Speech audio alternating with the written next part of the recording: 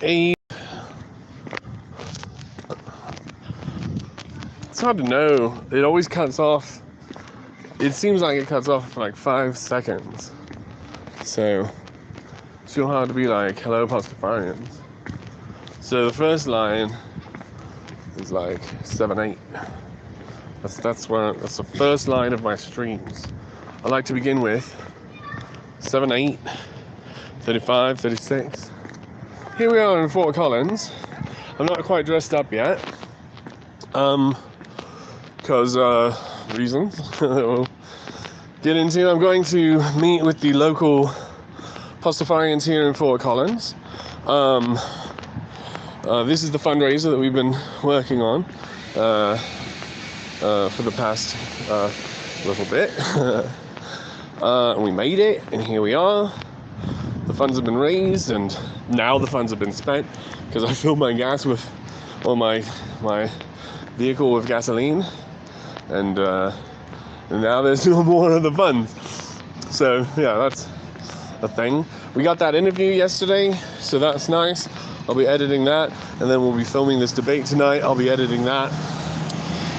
The reason I'm not live streaming it on this phone is because where it's going to happen is usually very bad at having connection. Like my connection usually cuts out a lot during the conversation, and so I've been talking and reading and listening a lot about this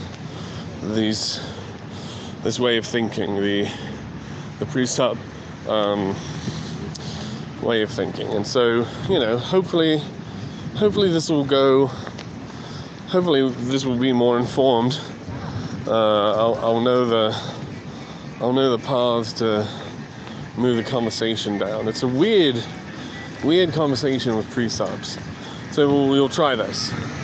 But I'll film it and then edit it so that it's not like choppy.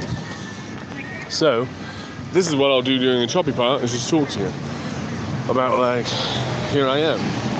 And come on down if you want. And if you want to fund the next time we do this, check out my Patreon. I've also got my backpack here. Amongst the things that it contains is my costume and some sellable things like not a mug, but you can buy a mug from the catalog. A shirt. I've got a shirt in here. Amulets, superstition amulets, placebo. We've got this, we're working on this alignment ritual, this 21-day focusing ritual, this truth focusing ritual, as a sort of thing that we can offer you. It's this packet that we send out to you that helps you use rituals to express your Pastafarianism, like some people want. We were going over the bite model during the conversation yesterday, and I was thinking about how, because we're trying to make this the one true cult, that we actually have to like get a check mark in each of the boxes of the bite model. So, whichever one of those is the one that you need your cult to do, we'll be able to deliver that experience for you. So yeah, just let us know which part of the bite model is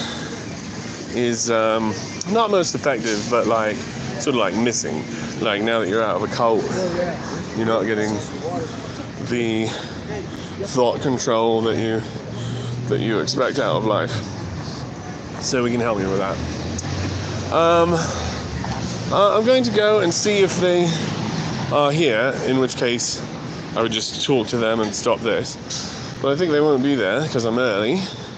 And so while I'm early, before I meet, before they get here, the pre-stops, we're going to meet the local Pastafarians. But I don't think they're going to get here either until like 7. And I don't know what time it is right now. But yeah, look at this. Look at this. They've got tents for their pianos. I don't know if the pianos are ever going to come back to Denver. Neither do I know if the street chess is ever going to come back. They have moved the chess sets that are generally on the 16th Street Mall.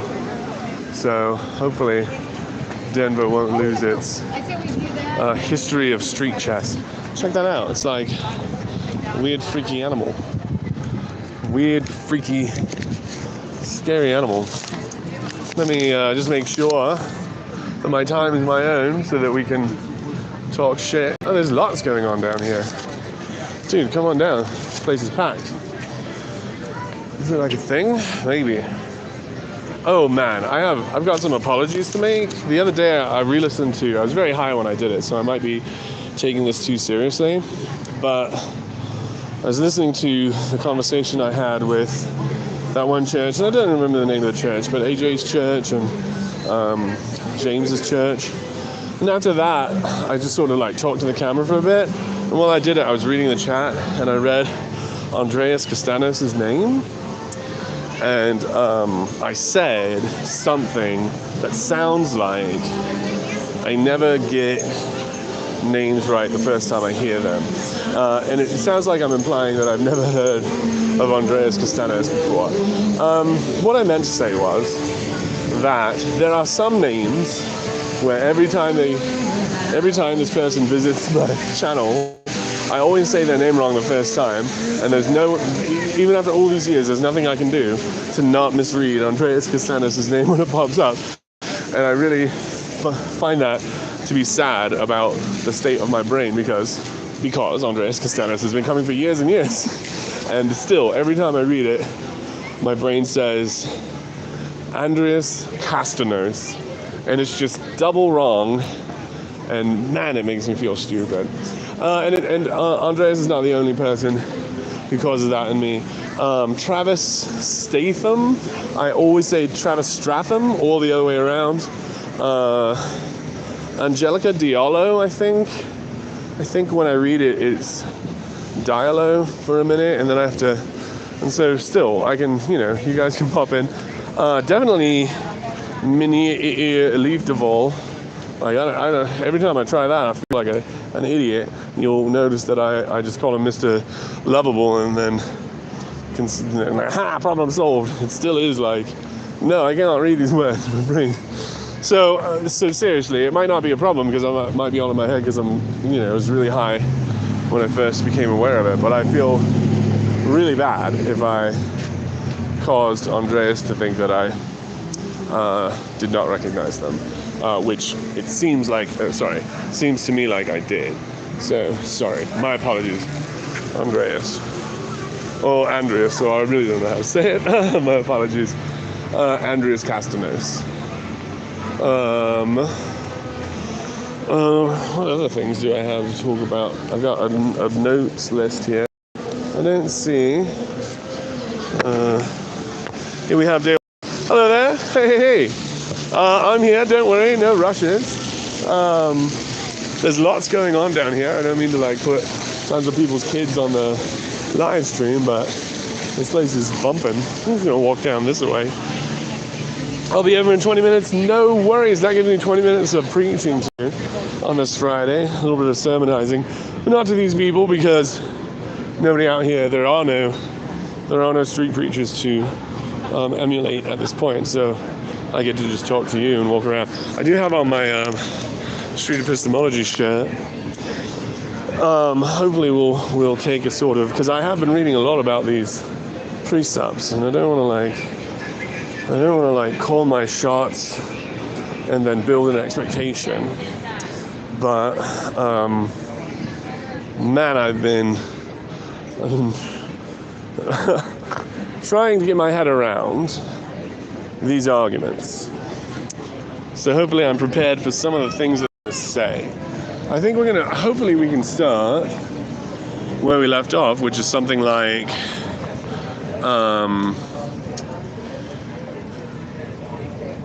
the last thing he asked me is it possible that I'm wrong? And I had to confess that it's possible. And then I asked him, and he gave me a hard no on that one, which I'm trying to explain is evidence of his dishonesty. That it's because of the nature of reality that I am a person, that I have to confess that I might be wrong. And then he is pretending that he somehow has got around the problem of you are yourself and have to do everything from yourself's point of view. And that causes true justified beliefs, true beliefs. It causes true beliefs to be technically unjustifiable. And then he just hand waves that away instead of dealing with it. Sorry for talking all this out. I really don't want to talk about this because, again, I don't want to build an expectation. I don't want to bring this up in the conversation. Hopefully Pepper Spray Kevin leaves it at home today. I won't talk to him, but hopefully we can talk about him. Holy shit. There is a eagle here at the moment, so maybe the eagle could protect me from the aggressions of the violent or the threatened Christians. He's so worried that I'm here to steal, kill, and destroy that I wonder if he'll ever humanize me. I wonder if he'll ever be able to see me as a legitimate conversationalist, a seeker of truth. I wonder if he's always going to call me a liar. I have lots of notes here about things that I would like to ask, and I think one of the good things is this new idea. Let's play values. I'm going to try this. After questions, I really want to get in a game of values where we just take turns stating values. There's a thing about American values or Christian values or Western values, or however you're gonna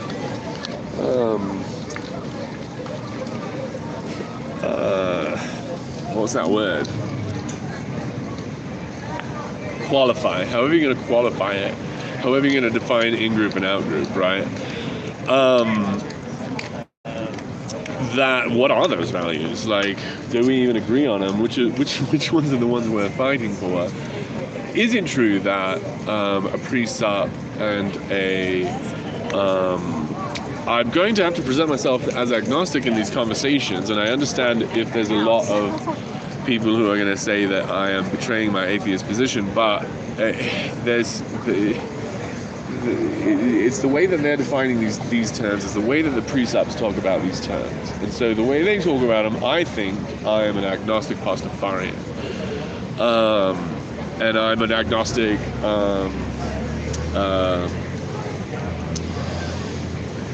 Cartesian demonite. We might be living in his world. I'm an agnostic matrix Matrixopolitan. I don't know. I can't conjugate any of these words. If indeed conjugation is even the word that is used to do the thing that I was doing, or to describe the thing that I was doing. Which I think it's not, because I don't think I've conjugated in a long time, actually. Sort of has been this. Wait a minute. No. That's I'm thinking about something else. So, let's see. I did the merch stuff, right? I talked about merch. What else do I have to do? Say Happy Friday to everybody. I'm going to be going and having a drink with the local Pastafarians here. If you would like to join us next time, just check the tweets or join the fundraiser. I think that's where we'll have the announcement of next time it's this Facebook group that we have about organizing the fundraiser. Again, I think I read the other day on the IRS website that churches automatically, you don't have to apply for a 501c3 exemption, that churches have it automatically. I can put a screenshot of that later, in case you don't believe me. I'll bring up that thing.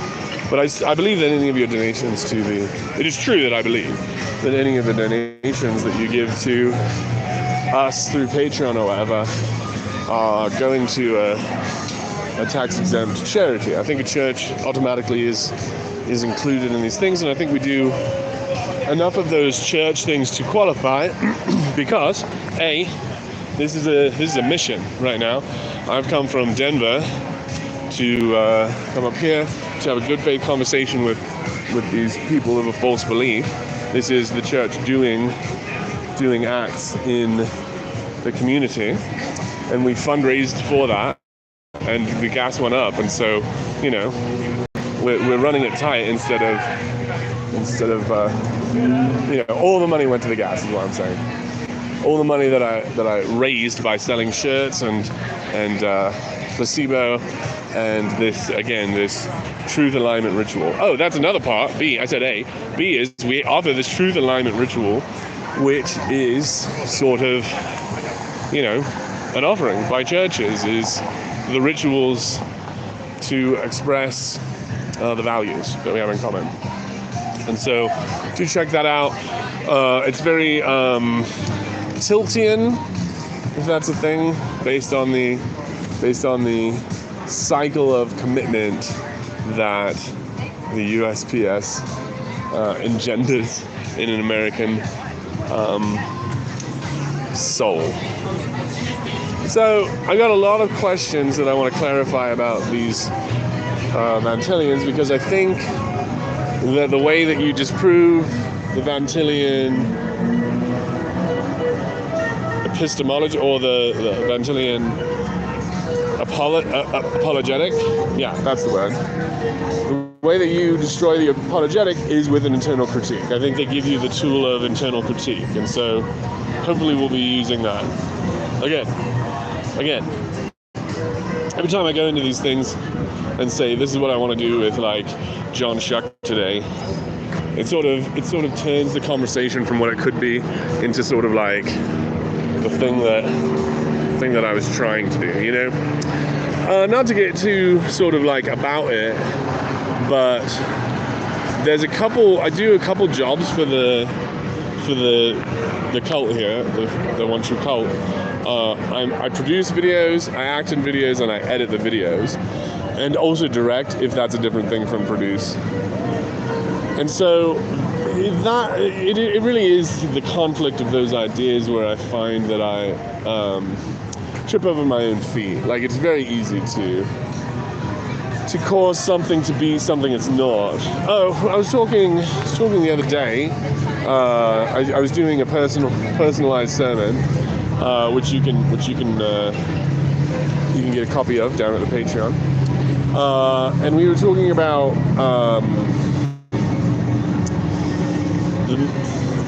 the comedian Jim Carrey, and how he is looking at the world like he is talking to someone, and then he turns his attention to someone else, and he can feel himself taking off a mask and applying another mask, and he feels it over and over. Like for his film, he does it, and then even for the people that he's with in his real life, it still is happening, and he expresses a wonder of what it is, what the thing that's changing masks looks like between the switch. What does it look like? And I think my answer to it, although I love the thought experiment, and don't not think about it. I'm not saying there's nothing to learn from the analogy, but I think a closer analogy to describe reality is that it's not a mask, but it's more like a lens. That like it is the self that you're presenting, but you're highlighting certain elements and obfuscating others. And so, between when we remove a lens and apply another lens, what do we look like? We look similar, just unlensed, I guess. Though it might be true that we wear a lens even for ourselves, and so that is, I'm not saying I've resolved any of these ideas or anything. I'm just saying we're not this faceless sort of thing in between our conversations with people, though we might be. Hello, Redonk. Welcome to the stream. It's going to be a short stream. I'm not going to live stream the other thing, though Joe will be here, and I might just have a live stream it anyway and then post the other thing. But the danger in that is, from an editor's point of view, if the shit's posted, I'm not going to edit the other one and post it. I'm not going to do the work if it's unnecessary. I'll only do it if the thing doesn't work. And so I don't think the conversation, I think the conversation is going to be better from the other microphone, though maybe not. That other microphone's a weird microphone.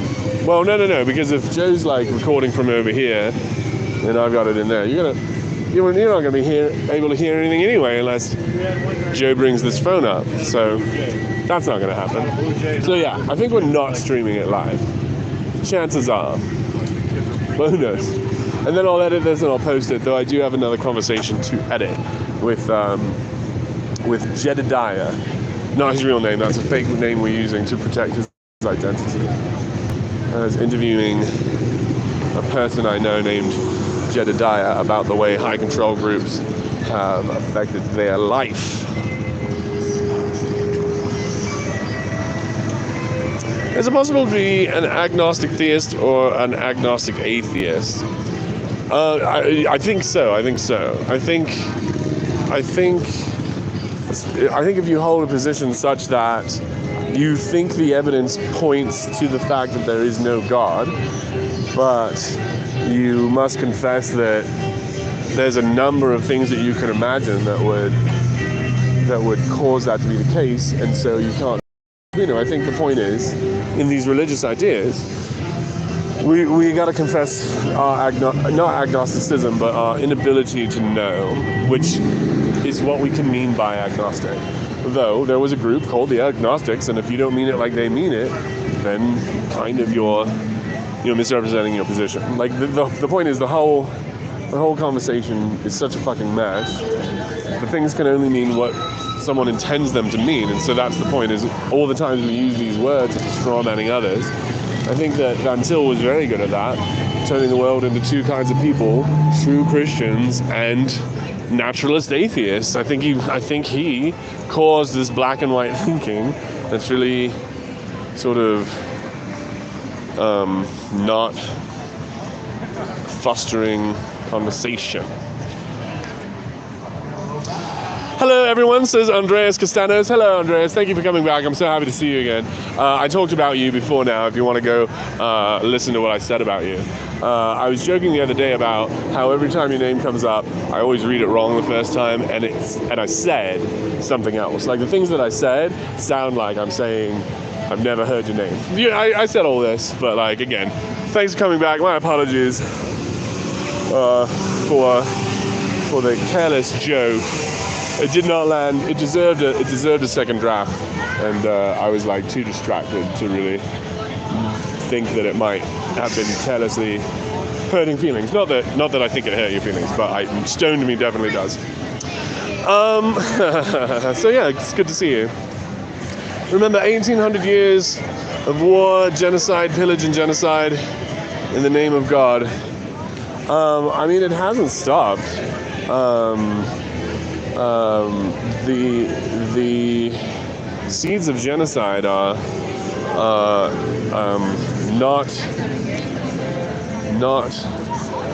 made inert in any of the branches of Christianity that I know. Like, it is very hard to get a Christian to say, yeah, the Bible, I'm going to cross the part out where it says kill witches. Like, that seed doesn't take long to germinate. The genocide is not guaranteed over, unfortunately. I mean, it's the same name. That's what the term means by definition, although I recognize that people use the terms differently, which is why semantics matters when arguing these points. Yes. And no, that's absolutely true. The point is, a person can identify as agnostic whenever they think that word means a thing that's true about them.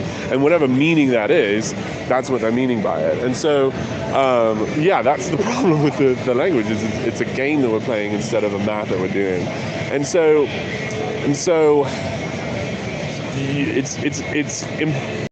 it's pointless to call someone something. You have to get their labels out of them.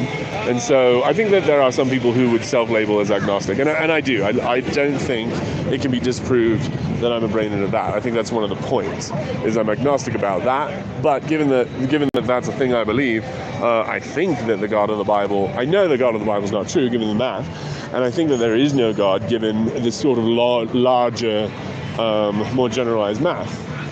And so it is true that I'm an agnostic, atheist, Pastafarian, but I think the atheist assertion is like my third assertion there. Like, it doesn't even matter what I think. I can be totally wrong, and even if there is a God, like, I'm still not worshipping him incorrectly. Like, he has created a reality such that he wants me to not be able to prove whether he exists or not.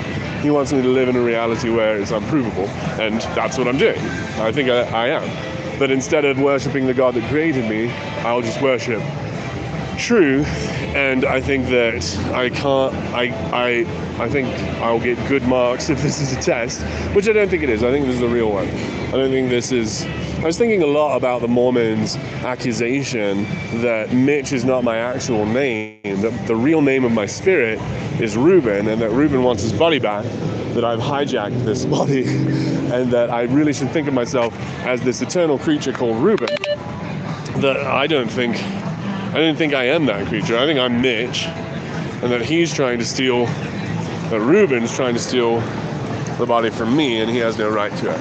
But, you know, it's hard to determine what reality is. That's the point. Is it's built in such a way that there's a difference between ontology and epistemology. They go in different directions, and we have to do it backwards. With solving the problem backwards, I didn't design it this way. I am reacting to that it is designed this way. Like I have to, like the way it was designed, that I have to act thus. Oh, it's downloading a system update right now. Let's install that later. Oh, Jesus.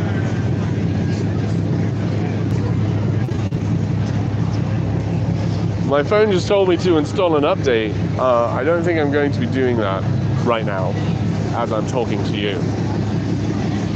About this extraterrestrial, like, outside of this world, the spirit entity is attempting to take control of my body, and it identifies itself as Reuben. Another one is, so the people that we're meeting today, I think his name is Patrick, and I might be wrong about that. Patrick was down at that time at the Capitol when we met Bo and Jeff Blue Jeans, Pastor Blue Jeans. And when Pastor Blue Jeans walked up and fucking started this Dantillian script from page 1 and did not engage with anything I said, and one of the things that I wanted him to explain was why arbitrary is meaningless. I do not understand why a creator choosing arbitrary stats would create a world that is meaningless. I don't understand. I don't think he has a good argument for the equation that arbitrary equals meaningless. And so, hopefully, Patrick, who listens to all of the content that Jeff Blue Jeans produces, has listened to those lectures and can walk us through the math of that. I don't believe that he does, though. Happy Friday, says Meramite. Maybe Maramite. Happy Friday to everybody. Happy Friday. I'm going to go, again, for those joining us, before we have this conversation, I'm going to go get drunk with the local Pastafarians. Or not get drunk, but have drinks. I'm going to get buzzed. And then go home and then get drunk.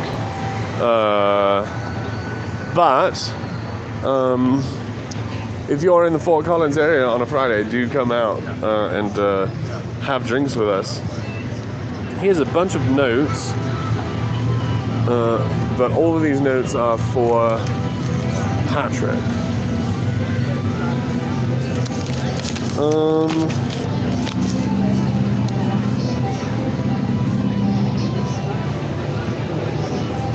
Alright. Yeah, I think everything's for later. So, allow me to go have some Friday drinks, make some films, edit that shit up, and like I say, I might have Joe live stream some of it, but probably not, because I don't want to put too much pressure on these things. The problem with having this YouTube thing is fucking pushing this camera in these people's faces, and they feel threatened by that somehow. I don't understand why they wouldn't want. I don't understand why you don't want to broadcast the truth. It really is weird that they think that I am using it against them instead of they are getting what they want from me, which is amplification. Anyway, I'll see you. I'm not going to be editing these things for a couple days, so don't judge me. But happy Friday, everybody. And, I'm about to do some truth worship. And, you live your life, but I'm super addicted to religion, and Pastafarianism is my religion. So I'm going to go do a shit ton of Pastafarianism. See you later, you fuck.